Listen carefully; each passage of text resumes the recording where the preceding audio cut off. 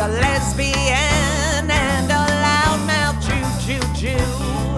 With a gasket always ready to blow, you're listening to Judy Show. Who? Judy Show. Wait a minute, who are you talking about? Oh, she's an asshole. What is wrong with you? Oh, you suck. So long. Fuck off. Hey everyone, welcome to It's Judy Show with Judy Gold. I'm your host, Judy Gold, and today we have a very special episode with Bob Edwards, who wrote, he's a friend, his wife Fern Perlstein. She is the director of one of the movies I did, two documentaries I did with her. One called The Last Laugh, which is about humor in the Holocaust, and the other is about free speech that was called Canceled. It was on MSNBC earlier this year. Anyway, so Bob wrote a book. He's a very accomplished guy about resisting the right and what we can do with all these fascist right-wing. It's sort of a playbook. So I got to interview him in Provincetown at the East End Bookstore, which is a lovely bookstore here. He was doing a book signing, and we did a live podcast in a tiny little bookstore. It was really great. So that's today's episode. And I hope you're going to enjoy it because it was really fun and it's really interesting. And it's, look, I got to say, there's a lot of shit on the internet right now about for the Jews saying you can't vote Democrat. If you vote Democrat, you're crazy. And, I don't agree with that. I live in the United States of America, and women's rights are being stripped away. It's ridiculous. Books are being banned. The Department of Education is going to be destroyed if these people get in. They're anti-Semitic. I don't know what these people think that Trump is gonna, fucking hate that name, I can't believe I have to say it, that he's gonna be good for anything. He loves Putin. I mean, what is wrong with you people? I don't know. I can't. So anyway, this is what the podcast is, and it's great. So I think you're going to enjoy it. It's a little longer than most, but it's really interesting. So that's that. So I know you won't be listening to the end. Anyway, I'm going to have a little mini depression about the fact that the U.S. Open is over. I mean, I had a little withdrawal from after the Olympics, but then I was excited because the U.S. Open, and now the U.S. Open is over. And I thought, look, I don't know if you feel this way, but the matches are so fantastic all through the 10 days, 2 weeks, whatever it is. And then the finals come, and I would say most of the time they're kind of boring. Yes, there have been many matches, final matches, that are incredible, but I thought I loved the Pegula Sabalenka. I really love Sabalenka. Not only do I think she's hot, but I think she's funny and she has a really great personality. Pegula, yes, she's American. Yes. I mean, Pegula and Navarro are the children of billionaires. So, okay, yes, I do have a prejudice because I think that they could afford every best thing. And, then you look at Tiafoe, who his father was the janitor at the tennis club, and that's how he learned how to play tennis. Those are the stories that I am drawn to. Yeah, so look, they're great. Yes, everyone's like, they put the work in. Yeah, they put the work in. Yes, absolutely. I give them credit for that, but they were given the best of the best of the best. So I like the scrappy ones. I thought Sinner and Fritz, kind of boring. I love Sinner. I think he's great, but then he had that doping thing, and I was like, oh, I can't believe he would do that. And then Jenny, the tennis pro here in Provincetown, was like, I don't believe him, and she played in Wimbledon, so she might, whatever. But Fritz is cute. Again, great. He's the great grandson of, or the great grandson of the man who started Macy's. It was Mays, and then it turned to Macy's. So I don't think they're hurting over there. But you know what? Once the generations go, then it's, the money has to be divided more and more. But whatever. I know I'm being, ridiculous, but I like grit. I like grit, baby. And also, the jewelry that they wear during the tennis match. How do they wear all this jewelry? It's crazy. Some of these necklaces, I'm like... and then they immediately put on their fancy watches after they win because they're all sponsored by this and that. And I don't know. I can't wear that much jewelry when I'm playing tennis. It's like, seriously. If you heard that bang, that's Elisa came downstairs and put stuff on the table. Good morning. I'm doing my podcast opening. Okay. Anyway, I made coffee. Oh, do you have some? Yeah, I do. All right. Take care. Anyway, so yeah, it's the morning. I'm recording this in the morning. Anyway, I think you're gonna really enjoy. Oh, let me tell you about my dates. I totally forgot about my dates. Well, I have a family wedding this weekend. Then for the rest of this month, we are going to be packing up the house for our renovation. Dart, can you not close the refrigerator? And we're going, can you just stop? She just talks. So I'm not going to be doing any live shows. Dar, the pouring. Sorry. You didn't tell me you were doing this morning. Oh my God. This is what I have to deal with. It's so fucking annoying. Yeah, so I have, going to Montreal to do a little short film, nothing big. I have my podcast, Rosh Hashanah. Then I'm going to Colorado, Grand Rapids. I'll be in Provincetown for Women's Week, October 13, 14, 15, and 16. Then I'm going to Israel for Comedy for Kobe. And then I have the Israel Cancer Research Fund. I don't even know where that is. That's somewhere, and I think in New York on the 29th of October. Oh, Big Gay Cabaret in Chicago, November 8, 9, and 10. Then it's my birthday. I'm in Poughkeepsie on the 16th, and then I'm in Florida. November 15th, that's my birthday, but November 16th, I'm in Poughkeepsie, and then November 22nd and 23rd, I'm in Florida in Aventura on the 22nd, at the Boca Blackbacks on the 23rd. So that's that.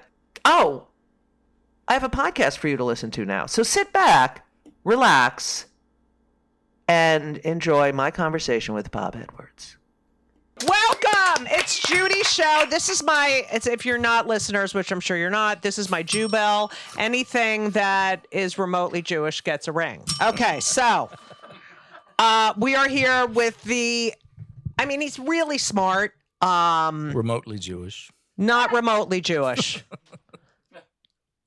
Well, he had a fake bat mitzvah for his daughter, but which you were in. Yes, I was in. He is the author of Resisting the Right, which is great beach reading, by the way. Wanted to kill myself. So, Bob. Yes. I kind of know the answer to this, but let's just start with why you felt the need to write this book. Well, let me start out by saying, like you said, it's not a great beach read. I understand that. And people have said, oh, God, I can't face it. It's too grim, the idea of a second Trump presidency. I totally agree. And I never thought, and I still don't think now, that we're going to face that. I am guardedly optimistic, and I am more optimistic now than I was a couple weeks ago, and you can guess why, right? Yeah. That said, when I was in Army intelligence, they always taught us to think ahead, look at different contingencies, imagine what could happen, and be prepared for the worst case scenario. So I thought it was prudent, this is about 2 years ago, I thought it was prudent to think ahead and plan for the worst case scenario of a second Trump presidency and imagine what we would do to counteract that while at the same time working to prevent it from happening. Right. Now, you come here to this point, to this place in politics. It's not like you came from a very liberal Democratic family, and it's an interesting story. You were an Army brat, Right. and your father, thank you, Fern, was in a famously studied Vietnam battle that was depicted in a Mel Gibson film. We Were Soldiers. That's when they made the films. A Mel Gibson film didn't sound as bad as it does now. Right.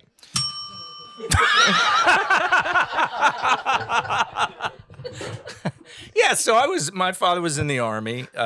He was a career infantry officer, and I was born in Germany. My mother was a school teacher for the Department of Defense. They met there, got married, and I was born there. And so I grew up in this like very traditionally conservative, like Eisenhower Republican family, the way that many people did. They're now Democrats. Those people are now Democrats.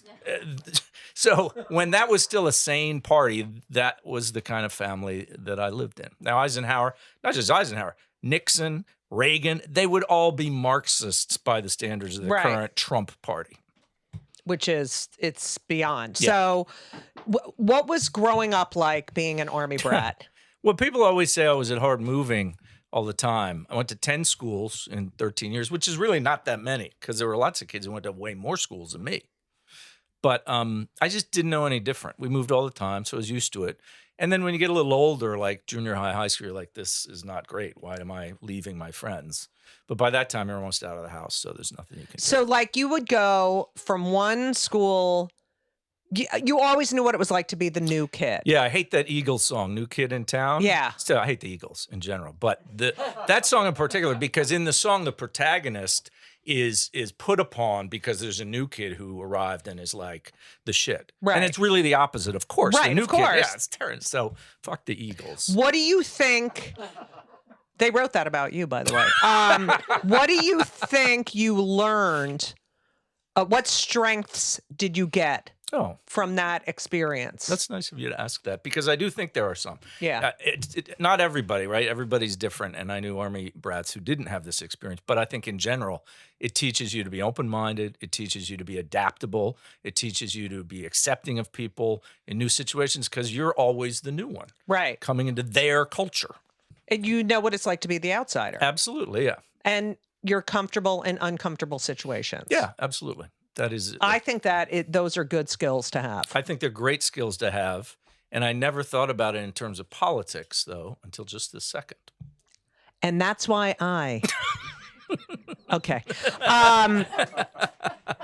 10 schools. Can you name some of the awful towns you lived in? So my dad's from Trenton. Speaking of awful towns. Yeah, my father worked in Trenton. Oh, yeah. So my dad's from Trenton. My mom's from Philly, but I didn't grow up there. Army posts are mostly in the South because they need a lot of land. Yeah. So I grew up in like a bunch of places in Georgia, North Carolina, Missouri, Virginia, and then elsewhere like Ohio, rural Pennsylvania, places like that. When you were in ninth grade, you had a classmate who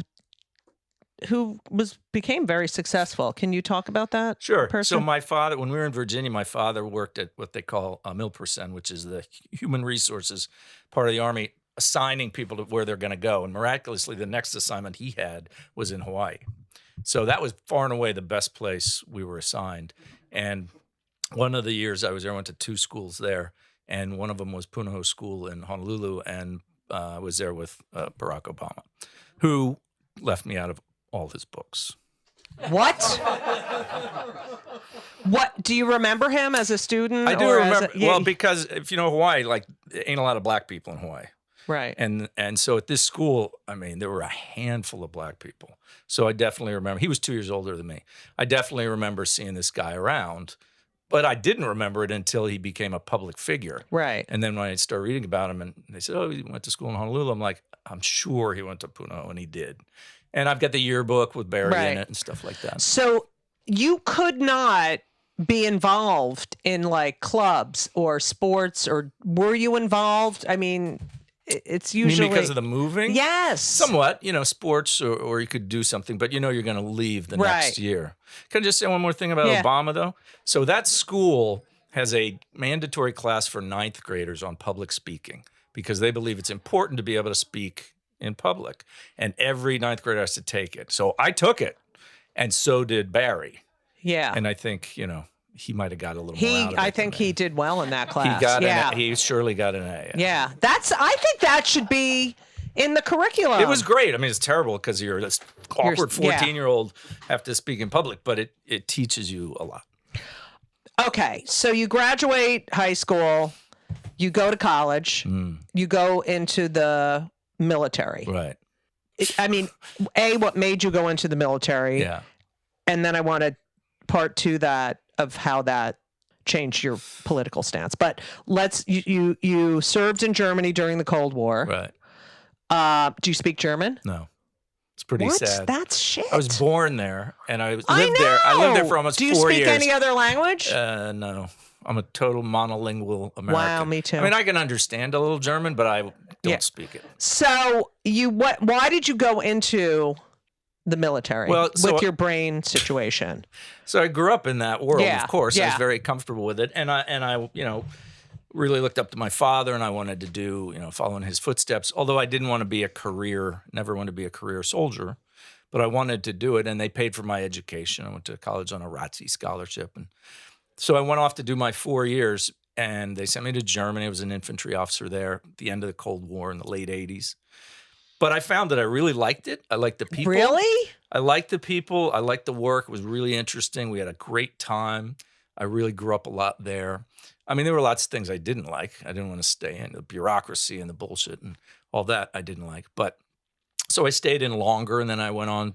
They moved me to an intelligence, and then I was in, did some retraining in the States, and then I went off to Saudi Arabia and Iraq in the Gulf War with the 82nd Airborne. And so by that time, it was like almost 7 years I'd been in. And you can retire at 20. So I'm almost halfway to retirement. Right. And so I got out because there were other things I wanted to do. Wow. What did you like about being in the military? Hard to say. It's just like a fascinating world. It's very challenging. You get a lot of challenges and responsibility thrown at you at an early age, like 22, 23. Yeah. Millions of dollars of equipment, 50 guys whose lives are in your hands. And, it was a very challenging, interesting experience. And I wouldn't trade it for the world. Since we're in Provincetown, Yeah. I don't know if you know that Provincetown has a very large LGBTQIA plus annoying population. At that time, were you aware of any of our community? Did you work with any of our community in the military? That was before. That was before. That was before Don't Ask, Don't Yeah, Tell even. yeah. So it was strictly not spoken of. So you didn't come out. No, I didn't come out. That was a joke because he's straight. All right, thanks. But I didn't encounter even talk of it or allegation. Very few anyway. It just wasn't an issue right then. But I was in an all male units my whole career, infantry units. When Don't Ask, Don't Tell, which I kind of remember thinking, oh, okay. I mean, because any little nibble we could get, we were like, oh, all right, that's, yeah. But you think about it, it's awful. Yeah. It is awful. What did you think during that period of time? Well, I was still evolving, let's say, politically. But I remember Colin Powell was confronted with the hypocrisy of it and the injustice of it, and it was compared to discrimination, racial discrimination, and he said very icily, I don't need a lecture on discrimination. And I get that. But in the end, he was wrong, right? Right. It's flat out discrimination. It's not a competition, it's suffering. It was completely wrong. And, I'm very pleased that that's gone by the wayside. Yeah, it's ridiculous. And by the way, I did see Colin Powell at the Muse having dinner several years ago with his family. He used to come here, Is that right? right? Yeah. Mm-hmm. Which is interesting that he used to come here, and Mike Pence's daughter got engaged here. Is that right? Yes. In Provincetown. If that's not a fuck you to her father, I don't know what is. But Yep. when you came home after the first Gulf War, Yeah. that is when you changed politically. Can you explain what happened and why? And Well, I'd say it's the beginning of an evolution. Like I said, I came from this kind of conservative but reasonable Eisenhower Republican kind of family. But after you go overseas and you see certain things, even in peacetime, you start to wonder about that and question the things that you were brought up to believe. Then the first Gulf War, if you remember, was not at all like the second Iraq War in terms of technology. We the soldiers were in a complete information vacuum. Right. Especially where I was out in the Western Desert. It would take 2 weeks for a letter to get there. There was no internet, didn't exist. Mm-hmm. Listen to the BBC on shortwave radio. That was the only news you'd get. And the Stars and Stripes. So we had no idea of how the war was being portrayed back home. And really did not know that at all until I came home and saw that all this bullshit had been fed to the American people about smart bombs and high tech and, bombs that can fly through air conditioning ducts and stuff like that. And the mood of this country was so jingoistic and bloodthirsty and jubilant at what had happened. And I was really disgusted by that because I think the American people had not been told the truth. They hadn't been told the truth about most of the damage being wreaked by old-fashioned dumb bombs or, just how horrible it was and so forth. Nothing to do with Saddam. I'm not defending him. I'm just saying the propaganda and the Pentagon and the national security establishment had become so smart after Vietnam because they got rid of the draft. So most Americans had no skin in the game, and they controlled the media in a way they didn't in Vietnam. Those reporters just were free range wherever they wanted.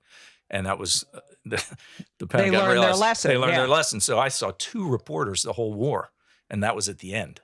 So anyway. That's crazy. Yeah, it was really shocking. And I wasn't alone. Like a lot of the guys I served with, we came back and people were like, "You're heroes." And we just felt like, there wasn't much combat and we did our thing and we came home and we did not want to deal with this hockey game mentality. Right. Did what do you call them? Your brothers, whatever. The other soldiers. Yeah, the other soldiers, whatever. Did your military buddies? Yeah, my buddies. Did you guys talk about politics? Sometimes, because we talked about everything because it's so boring sitting there in the desert, especially after the war was over. But not like contentious political discussions. That was such a quaint time when you think back on it. So you could have a political discussion with somebody and they might disagree with you, but it was just a civil discussion, not this blood sport that we have now. That was 91, right? A long time ago. But that was the beginning. So do you think that was the beginning of the media dispensing disinformation? Well, I think that at such a big and level. we talk about this in the book. Right after the Gulf War, so that ended in 91.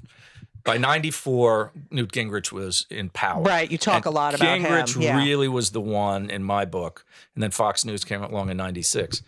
Together, that was a perfect storm of turning politics into blood sport, disinformation, control of the narrative, and portraying the other side not just as the loyal opposition, but as blood-sucking, anti-American vermin. Right. And once that happened, that was a sea change, I think, in American politics. Yeah, you talk about how you don't think we would be in the situation we're in now. I did have it highlighted. I can't find it.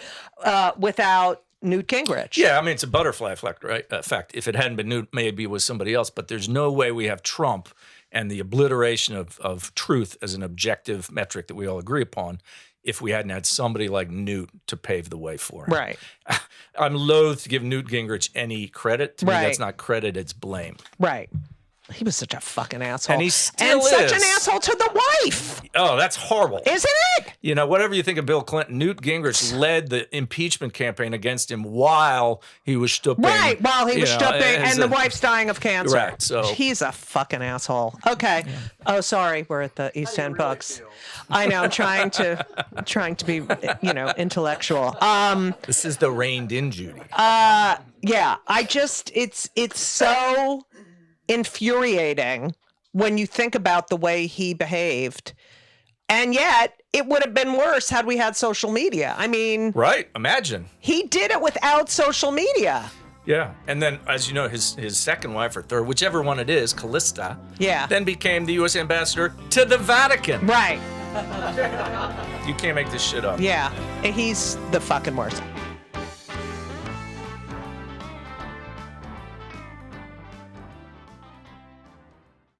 you go into cinematography, would you say film? You went to Stanford, Yeah. which I heard is a good school. Yeah. Yeah. And you met Fern Perlstein there. That might be 2 bells. Fern Perlstein.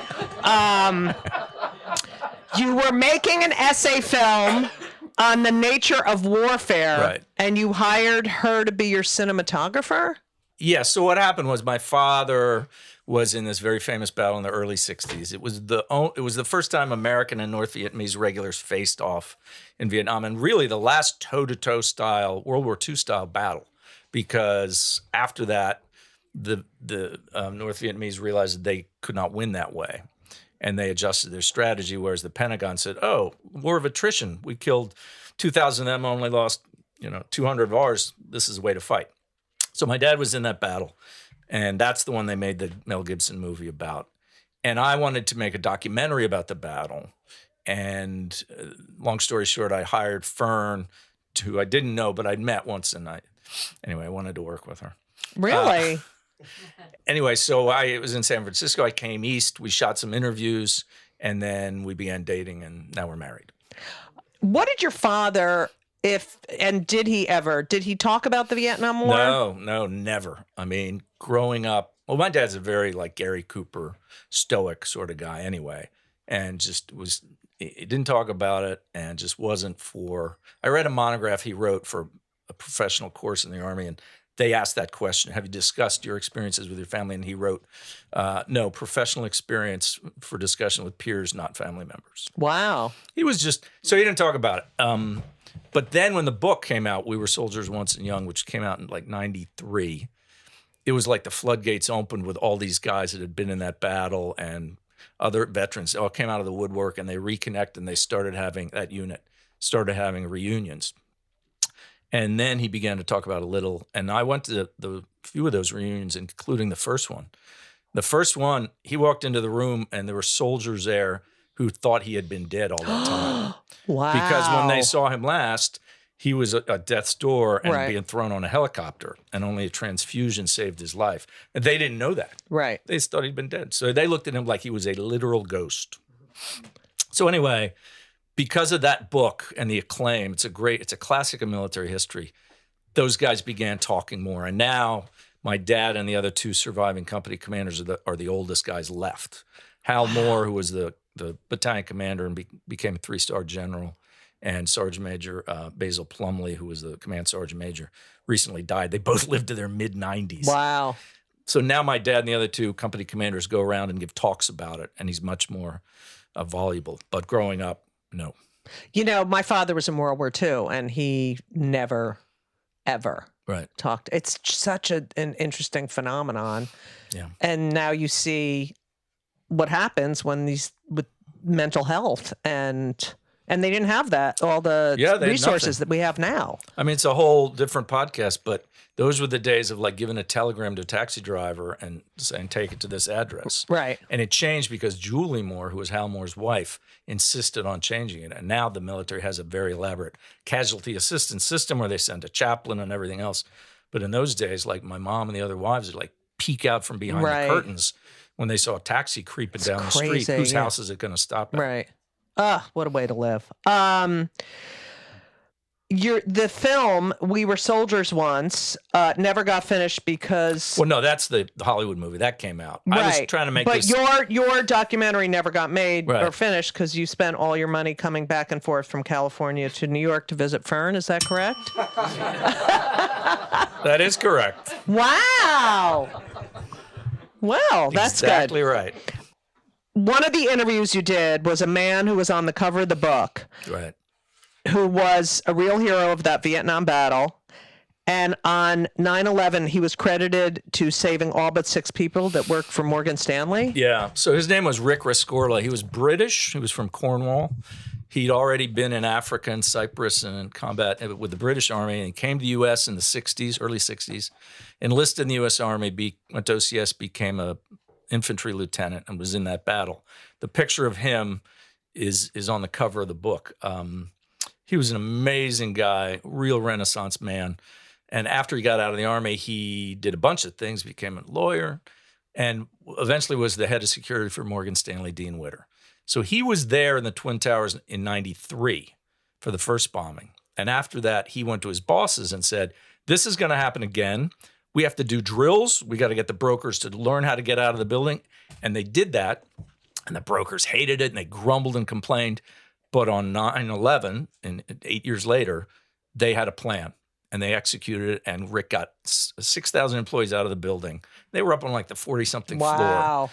Got them all out. And then he and his deputies went back in to look for stragglers. And that's when the buildings came down. Ugh. So Fern and I had interviewed him for this film that didn't get finished in 98.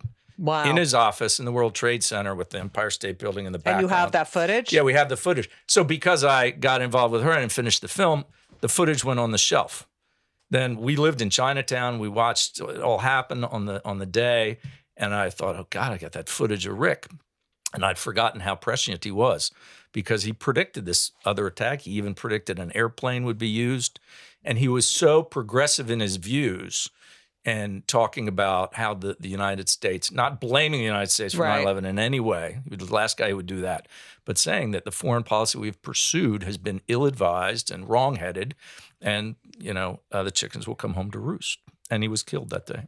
Ugh, it's such an awful story. Yeah, but it's been written a lot. James Stewart of The New Yorker wrote a book about him, and it was made into an opera. He's a true hero. You also got married to Fern Pearlstein 2 weeks after 9/11. Yeah, so when I got info from Fern. 150 of your out-of-town guests were supposed to stay at the Marriott World Trade Center. Right.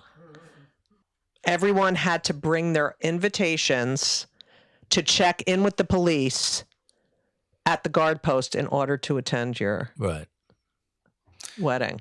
We would have postponed it if it had been any closer, but it was like 2.5 weeks after, and we talked to our rabbi about it.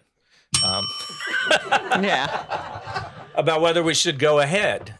And she said this amazing thing. She said, there's an old Jewish folk tale about a wedding procession and a funeral procession that meet at a crossroads, and there's an argument about who should go first. Right. And in the end, they decide that the wedding procession should go first because life goes on. Right. And that's why we decided to carry on with the wedding. Oh, I love that. It was lovely. People were really ready to exhale. Yeah. It was nice. Wow. Yeah. Did you get any discounts or anything? We did, actually. Okay.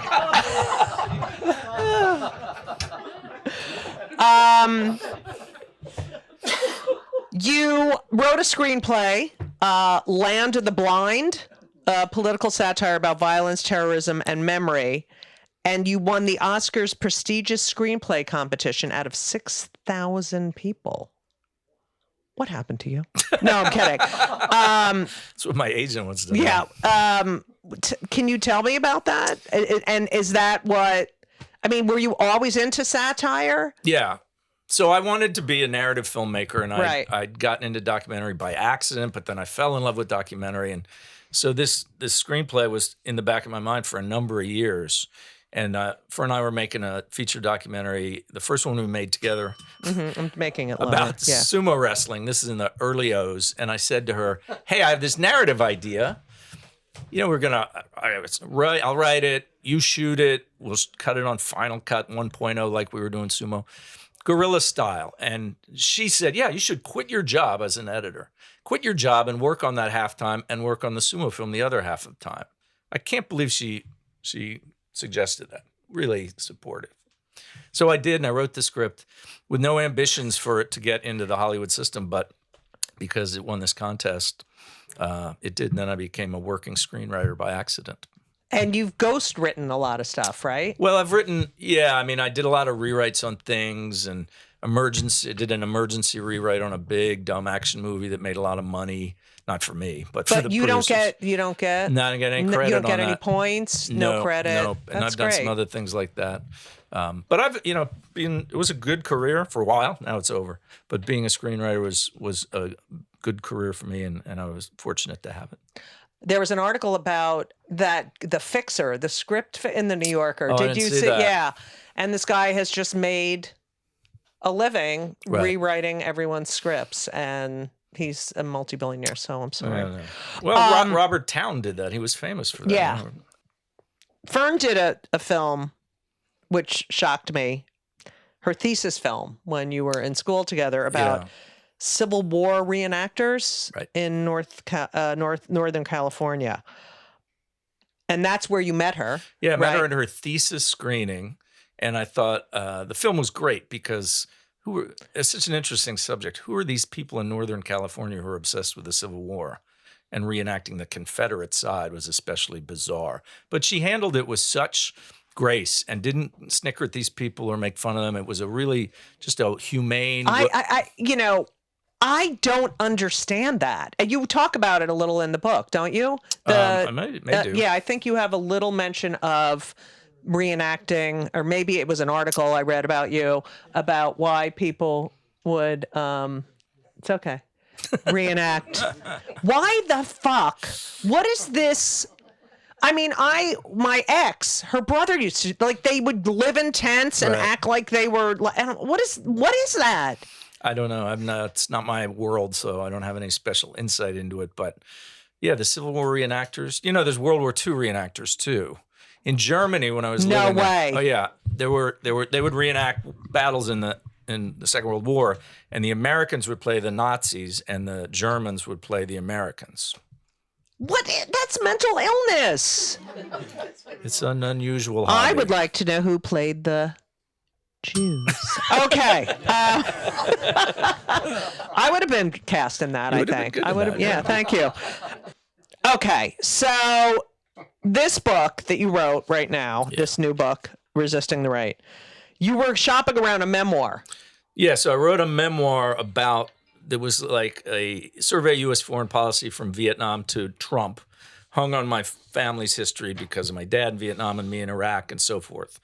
And I talked to a publisher who said, well, that's not for us, but what else you got? And I told him this idea, and he bit.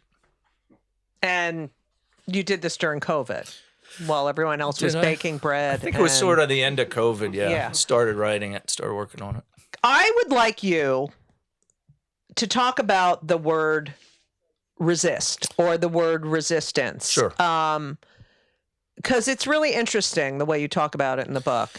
Well, it's a bit unfortunate that the book is called that. We went back and forth on lots of titles. I wanted to call it Democracy for Beginners, and they said no. There's already a book by that title. Then I wanted to call it Autocracy for Amateurs. They said that's misleading. So we settled on this, and it's fine, and I think it gets people's attention, but it's really the wrong terminology and the wrong mindset because, as Michelle Alexander wrote in a really, really excellent essay soon after Trump came to power, we are not the resistance, right? We are the mighty river they are trying to dam. I don't necessarily believe the arc of history bends toward justice and all that, but I do believe that the mass of humanity are not monsters and are not evil and want to live free and want others to live free and have justice and dignity. And that is what the autocratic right-wing impulse is opposed to. So we are pushing against them, but we are not the resistance. They are the resistance. Right. And also surviving is also slightly wrong. Gathering storm is, a deliberate allusion to fascism and in Winston Churchill's phrase, but we aim not to survive it, just to survive it, but to prevail over it and to come out on the other side and create a democracy in America that has thus far been only aspirational. Right. Right. For instance, don't say Build Back Better anymore, but we want something better than the status quo ante before Trump. It makes me think of during the 4 years of hell when Trump was in office, the term constitutional crisis was thrown around. It was you turn. Is this a Yes, it's a constitutional and they kept saying, when is it going to be a constitutional? We are currently in a constitutional crisis because of the Supreme Court. Absolutely right. It's a permanent constitutional crisis. So the terms cease to have any meaning. Right. You talk about how Trump is not the reason we're here. Yeah, I think it's widely acknowledged that he is a symptom and not the cause. Right. He's completely transactional.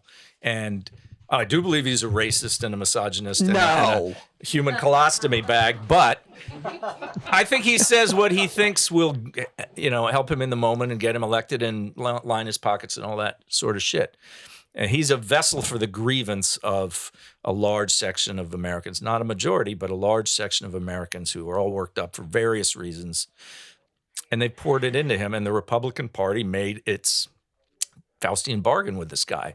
And I mean, there's plenty of metaphors. Sorcerer's Apprentice, Frankenstein's monster, whatever. Trumpism swallowed the GOP the way Nazism swallowed the Yeah, that's what I was going to say, or ask about.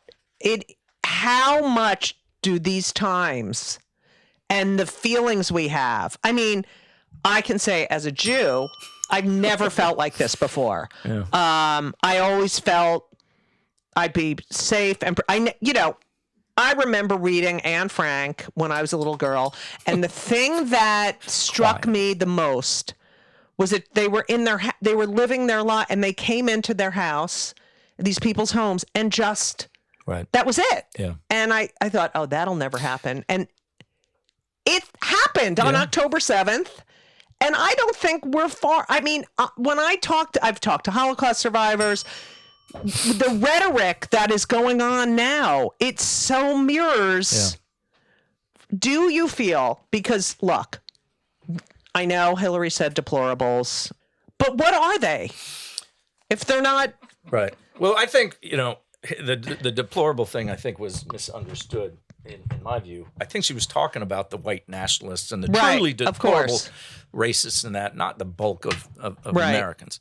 But setting that aside, one of the things that helps the right wing in this country is Godwin's law, the idea of you're a hysterical lunatic if you compare anything happening now to the Nazi era.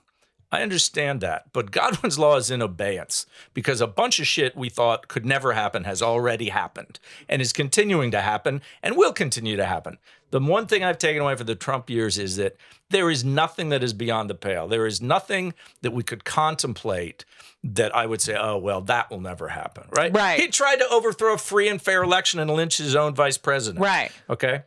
I was having a conversation with somebody the other day, and I suggested that if Trump wins, we may not have an election at all in 2028. And this guy, who's very smart, said, I don't think that's true. I can't see that happening. Really? I can. That's an easy one. But it was 4 years. I mean, we have people here. I don't know if you all felt like this, but I felt like, okay, this is the worst. That nothing can beat this. And then 2 weeks go by and it's like, are you fucking kidding me? It just kept piling on. I'm like, he's going to get away with that? Yeah. He's got to stop getting away with it. Yeah, well, his luck may have turned. I was just talking to James Carroll, who's here today and wrote the foreword for the book. Where is James? Jim, raise your hand. There you are. James wrote the foreword, and he's also a brilliant author. Okay, go ahead. Jim's group, Writers for Democratic. Democratic. Look at him, he's so cute. Okay, Writers go ahead. for Democratic Action just staged a reading of their new version of It Can't Happen Here again. Because, Trump's gotten away with so much. And then he's got a Supreme Court. He put 3 of the 9 justices on the bench there, fully a third of the court. And he got what he paid for because they said, you're a king. You can do whatever you want. Send SEAL Team 6 to kill your opponents, no problem. And they did that because they know Joe Biden would, and I mean to say Joe Biden like that, because they know a Democratic president would not abuse his power or her power the way that Trump would. I don't put anything past him or his followers. And I think you're right to be worried. And I can't believe people aren't more worried. But I don't want to be alarmist for the sake of being alarmist. I want to be alarmist for the sake of raising the alarm and calling people to action. And we have the momentum now. They're on their heels. They don't know what to do with Kamala. And I do think we can prevail. But even if we do, the book will continue to be valuable and worth buying because they are not going away. Right. They're not going away. If they lose, they're not going to say, fair play to you. That's not going to happen. What do you think? I mean, you talk about this, but what do you think, if you could pinpoint how we got to this point with the followers, his cult of personality and these followers? Right. Do you think it was our lack of education, or we stopped putting money into education? Yeah. What do you think it was where people like glommed onto him. Right. And especially women. I don't understand how a woman could he's obviously such a misogynist to the millionth degree. I don't understand. Well, to the education piece of it, I don't think it's a coincidence that the right wing, which I won't call the conservative movement because they're not conservative in any way, the right wing hates public education for that reason. They prefer a population that is uneducated and ignorant, and they would like Americans to be that way. But I think really what we're seeing is the last gasp of white nationalism, white Christian nationalism. Yeah. Right? This is a country that was founded on that sort of dynamic, and it's slowly eroded over many years and through blood, sweat, and toil and tears. And the demographics are trending against the white Christian nationalists, and they're panicked like cornered rats. And they have glommed onto this guy who is the absolute last guy that a Christian should ever put their faith or trust in. But, they're deeply drunk in the Kool-Aid. But look at the Supreme Court. They're all religious. I mean, I wrote here, separation of church and state. What the fuck is going on? Right.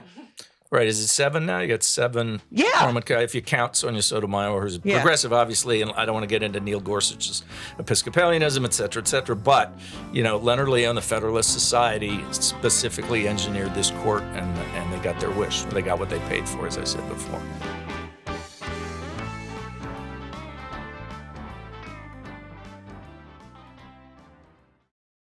You talk about how MAGA, now we're not talking about the Republican Party, we're talking specifically about MAGA, that it is cruel. They are cruel. Yeah, Adam Serwer said the smartest thing anybody said during the whole Trump era, which is the cruelty is the point. Right. Every time you say, well, this is terrible, this is awful, this is cruel. No shit. That's on purpose. The family separation policy, which is an absolute crime against humanity and will be remembered that way. Shameful. One of the most shameful episodes of the post-slavery period in this country. It had no practical intent. It was purely designed to be sadistic. Right. What could be worse than taking children, small children, from their parents permanently? And these unforgivable Christians are all in. Yeah, I mean, I've had friends, guys that I have known for many years who are Republicans, and in the early days of the Trump era, we would argue about that stuff. And I'd say, how could you defend this? Right. And these are not dumb guys and they're not monsters, but they would find a convoluted way to defend it. Oh, they all do. Yeah. They all and do. so I stopped arguing with them because you can't, have a sane conversation with somebody who's not dealing in the fact-based world. You wrote that voter suppression is the most basic part of electoral fraud. Right, because we can disagree about all kinds of things. We can disagree about what the speed limit should be, abortion, whatever. As long as we can have a functioning democracy where we can go to the polls and decide whether it's a ballot measure, referendum, or indirect democracy through our elected officials. But once the vote is compromised or taken away, then all bets are off. Right. And so it's, again, no surprise that the right wing has gone after that. Also, people have been elected who are, I remember as a little girl, not little, but, as a younger person, people who were elected, even the president, even if I didn't agree, there was some sort of respect for the office. Right. There was, most people who ran for office were educated, were lawyers, were, public servants or teachers or whatever. And now we have this fucking Lauren Boeberts and these George Fuckhead Santos and Marjorie Taylor. Like, how do we get idiots? And Trump is a fucking idiot. Yeah. Well, it's going back to Newt Gingrich, and that's why I say they're not conservatives, because they want to destroy our faith in government. They want us to believe government is bad. And so they beclowned it on purpose. And this is where it leads. One of the things that's driven me crazy about Trump from the beginning is he's such an unsubstantial figure, Vladimir Putin is a proper villain. He was a KGB lieutenant colonel, right? These guys are truly monstrous and evil. The United States can't even muster up a proper dictator. We have a D-list Right. game show host, He is. celebrity wannabe as our overlord. It's humiliating, right? And that drives me crazy. It's like our president is Carrot Top, right? Right. It's that level. He's of it. really nice, though. I've heard that. Yeah, he's so great. I don't mean to love malign him. Carrot Top. Scott's nice. Scott Carrot Top. But so that drives me crazy about Trump. But it's perfect for America because we're entertainment-driven society, and that's why we get Boebert and MTG. Yeah. It's idiocracy. Mike Judge is an absolute prophet. This point to me is the scariest, even though I'm pretty scared about a bunch of other things. But rejecting the peaceful transfer of power, you said, is the most fundamental sin against democracy. Right. It's a corollary to the importance of voting, right? So we've never had, you all know this, right? We've never had a president refuse to accept the results of the election. And talk about things that you can't imagine happening. This guy refused to accept that he lost. He did everything in his power, calling Brad Raffensperger and putting a strong arm to all these other folks. And ultimately, when all else failed, he summoned a violent mob to stop the certification of the vote, the electoral vote. They're by patriots, force. though. They're Right. patriots. And did you, on January 6th, when we watched that happen, no did you laugh on think that within a couple of years, a large percentage of American people would believe those guys were patriots and heroes and political prisoners for being I persecuted? had hope when I heard Mitch fuckhead McConnell saying it is his fault. He did it. I was like, finally, Right, you finally, they're going to get rid of him. And no. Nope, because it's that Faustian bargain. They realized, well, we can ride this out, the big lie, and they did. I mean, we'll see what happens. Okay, I want to know what you think he has on Lindsey Graham. What Donald Trump has on Lindsey Yes, Graham? I need to know what he has on these people. I can't imagine because I think it's widely assumed that Lindsey is a not, big queen. Well, yeah. He's you know. not welcome in Provincetown. Yeah. Yeah, right. So I don't know who Lindsey thinks he's fooling, or I don't understand people like. Do you think orange ass wipe, okay, do you think he has shit on these people that makes them, Honestly, I don't think so. I think it's Really? worse than that. I think the Lindsey Grahams and the Ted Cruzes and the J.D. Vances of the world. Marco don't- Rubio, yeah, little they Marco, don't, yeah. They don't need to be blackmailed. They're self-blackmailing, right? Right. I cannot understand myself, but they want power, acclaim, to be U.S. Senator, whatever they want. They want that so badly that they are willing to trade every shred of integrity or principle to the extent that they ever had it for those things. I just don't understand how you can look at yourself in the mirror in the morning if you're J.D. Vance or Lindsey Graham or any of those guys. What do you think Trump and Putin have spoken about? I can't imagine. I mean, I cannot imagine, but I know we don't know because there was no There's that translator, right. there's no interpreter from the U.S. State Department there. Can you believe that happened several times? how does that happen? And there was no, when they sign in for the visits, there Right. was no record of who visited him. And it goes without saying that if a Democratic head of state Oh my did it, God! If we did one of the right, things, wear a tan suit, right, you're done. right? So, but there's the hypocrisy doesn't obtain, as we know. Do you think the cult members somewhere inside know this guy's a motherfucker? Well, there's a bit in the book about Yeah. that where it's quote some experts on cults. Some do, some don't. I think some are so far gone they've internalized it. Right. But I think some of them do have lingering doubt. And I will say, just to back up, I do think it's a literal cult, not cult-like. Yeah. It fits the dictionary definition of a cult and a death cult when it came to COVID. And I think there's a large number of people on that side who do have doubts, and those doubts can be slowly teased out with the right techniques. How do you deal with family members? I've gone long periods of time not talking to some, it's a very small amount of family members, but it's so hard to separate. I remember this, when George W. Bush was president, people were like, I'm voting for him. And I'm like, he doesn't believe that my family is a valid family. He doesn't believe I should have the same rights as you. Right. Yeah, but he's good for blank and blank. And so it's like, oh, okay. So the fact that I can't get married, I have no protections, my kids, whatever. that has no effect on you as long as your taxes are lower, and and I would get so upset about it. But now it's gotten to a whole new level Right. that how do you deal with?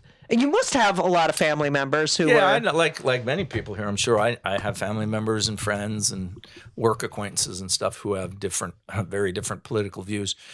In the old days, you could have that discussion you just discussed or you just mentioned, and it might get heated, but it was still sort of within the realm of civil discourse. Yep. Now you can't in many cases. And so I've stopped talking to some friends, old friends altogether, or we don't talk Yeah. about politics. And in the book, I can't. Aren't you thinking about it every I am time you're thinking talking about to it. Yeah, them? of course. Yeah, And they're that's probably why I thinking it can't too. do it. Yeah. But one of the things that some experts in this area advise is to do that, is to talk to them about things other than politics and do things together. This is the Robert Putnam thing of bowling alone. Try to remember our shared humanity and our shared Americanness.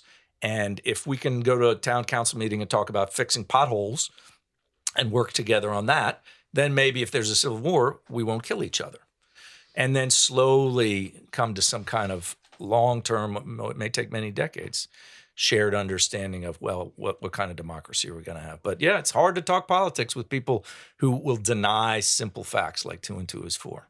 What do you want people to get? Like, if you had to say the one thing that we could get up and do or take from this book, I want an action and a thought that you think are the most important. Well, there's simple concrete things like getting out and voting, Right. getting other people to register and vote.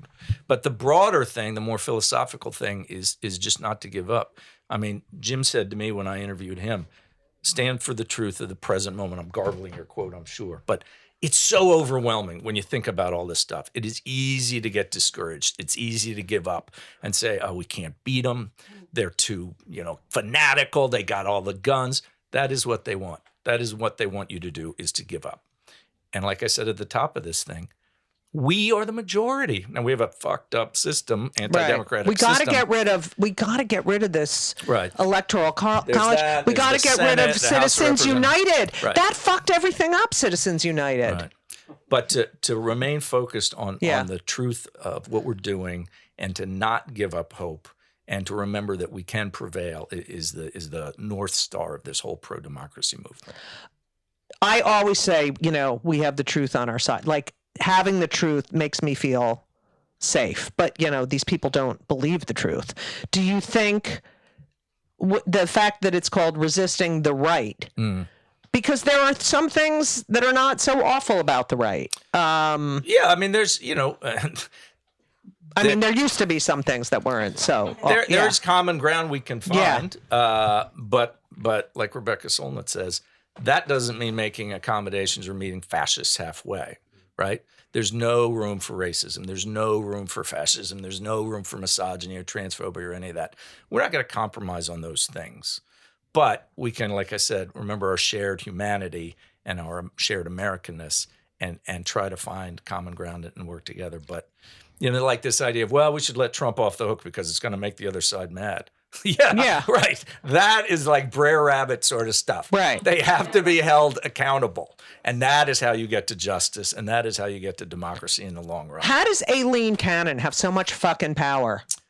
She's a highly inexperienced employee of the month for the Republican Party. Yeah. And it's an absolute shame. But, we'll see what happens after Do you after think November. he'll Put her on the Supreme Court?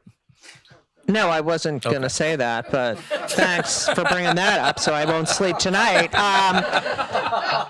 What do you think is, what did I just fucking say? I'm sorry. You suck. What do you think Jared and Ivanka are doing right now?